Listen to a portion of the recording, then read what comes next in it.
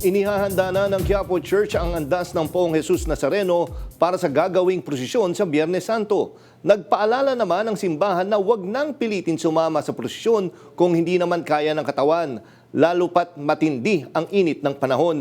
Yan ang umarangkadang balita ni JM Pineda. Sa kabila ng mainit na panahon, sama-samang inihahanda ng mga miyembro ng Ios del Nazareno ang andas ng Poong Jesus Nazareno. Nakatakda kasing ilabas at iprosesyon ng imahen sa Biyernes Santo na parte ng mga aktibidad ng Quiapo Church ngayong Semana Santa.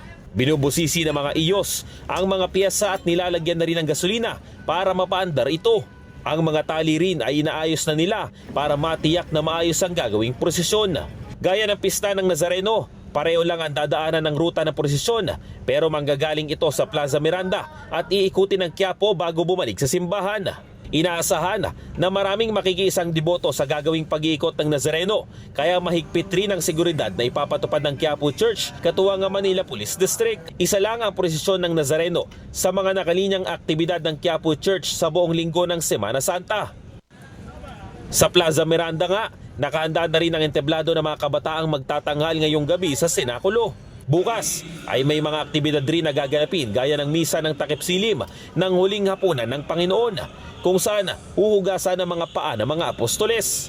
Sa Sabado ay magkakaroon din ng Easter Vigil at sa Linggo naman ay taunang salubong o pagdiriwang sa muling pagkabuhay ng Panginoon.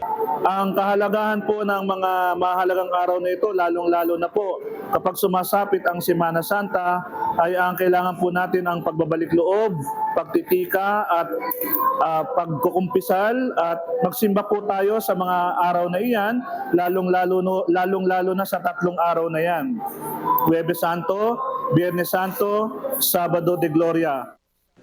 Ayon sa pamunuan ng Quiapo Church, nakahanda sila sa posibleng pagdagsa ng mga deboto sa mga susunod na araw, lalo na pagsapit ng Biyernes Santo. Nakikipag-ugnayan umano sila sa PNP, BFP pati na rin sa Coast Guard para masiguro ang seguridad ng bawat isa sa Semana Santa. Payo pa ng Quiapo Church, mas mabuting magdala ng panangga sa init gaya ng payong o di kaya magbitbit ng tubig dahil sa tindi ng init ng panahon. Binigyang diin rin nila ang importansya ng bawat araw ng Semana Santa. Panahon daw ito ng pagbabago, pagdarasal at panunumbalik ng tiwala sa Diyos sa gitna ng paghihirap.